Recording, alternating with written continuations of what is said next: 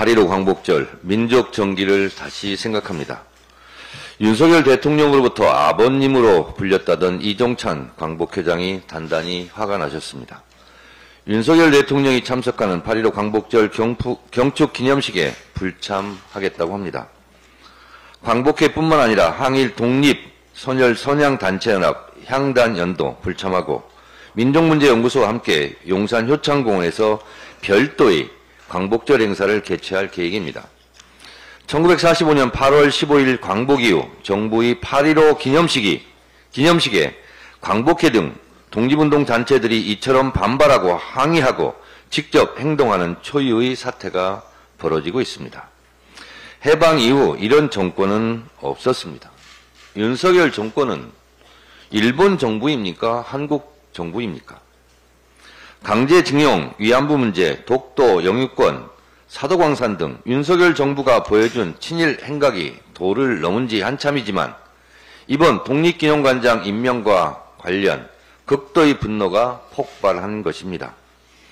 일본의 역사 왜곡에 발맞춰 윤석열 정권도 일본과 한통속이 되어 짝짝꿍하고 있는 겁니까?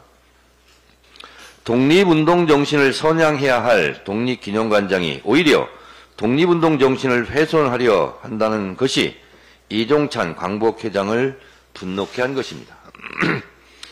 김형석 신임 독립기념관장은 2023년 12월 강연에서 1948년 8월 15일 날 정부를 세우게 되는 거예요. 거기에서부터 대한민국이 시작되는 겁니다. 라고 말했다고 JTBC에서 보도했습니다. 이른바 1948년 8월 15일 건국절 주장인 셈입니다. 대한민국은 1919년 3.1 운동으로 건립된 대한민국 임시정부의 법통, 즉 1919년이 대한민국의 시작이었고 이때가 대한민국 1년이라는 헌법 정신과 정면으로 배치되는 주장입니다.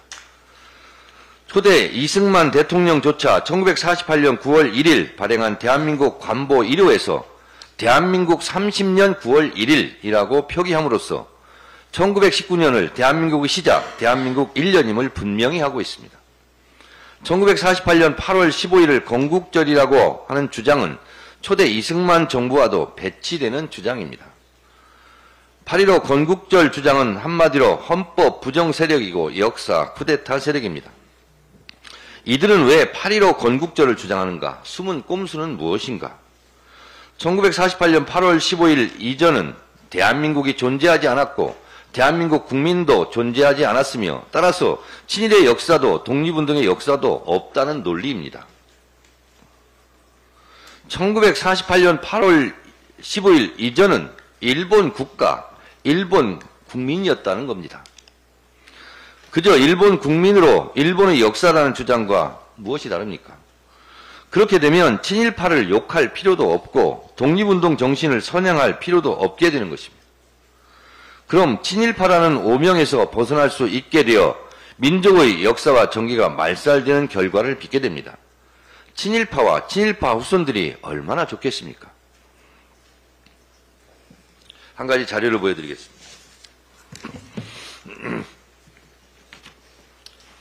이것이 저 옆에 우리를 보고 있는 백범 김구 선생이 지시에 작성했다는 친일파 263명 살생부 명단입니다. 제 주장이 아닙니다. 중앙일보 소속 월간중앙이 2001년 8월 특종 대발굴로 보도한 기사입니다. 여기에 보면 조선일보, 동아일보 창업주 방응모, 김성수도 포함되어 있습니다. 저는 국회의원이 되기 한 해 전 2003년 제가 사실은 지금 국민의힘이라고 있는 당이 있죠. 제가 국민의힘 한때 공동대표였습니다. 2003년 생활정치 네트워크 국민의힘 시민단체 일원으로 독립기념관에 전시되고 있던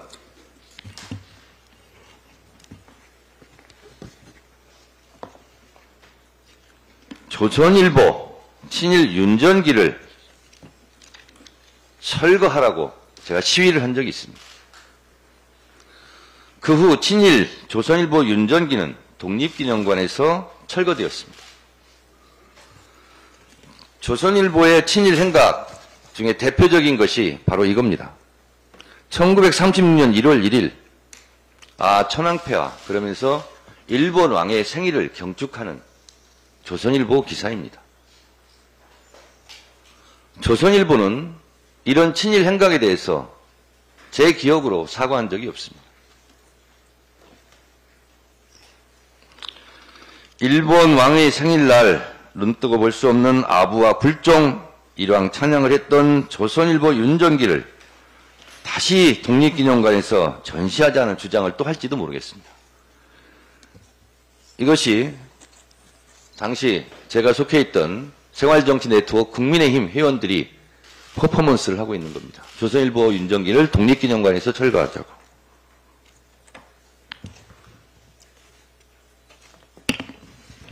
이것도 그 한 장면이고요.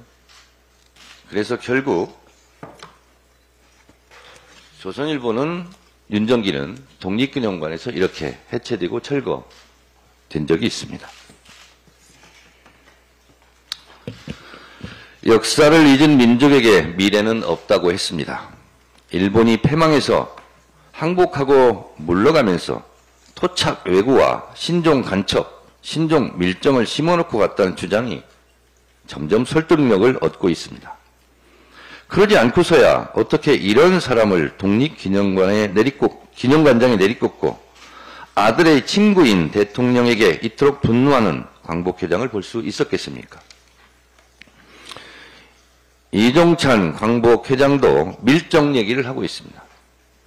아직도 일본 심부름이나 하고 있고 일본 중흥을 위해 암약하고 있는 일본 밀정이 있다면 이를 발본색원하는 8.15 광복절 기념식이 되었으면 좋겠습니다. 우리가 사는 오늘은 독립운동 소녀들이 그토록 열망하던 내일입니다. 진정한 광복, 민족 정기를 다시 생각하는 8.15 광복절이 되었으면 좋겠습니다. 우리가 올림픽이 있었던 프랑스를 똘레랑스 관용의 나라라고 합니다. 그 이유는 나치 부역자들에 대한 철저한 척결이 있었고 그리고 프랑스 국민들이 이제 됐다. 그만 용서하고 관용을 베풀자.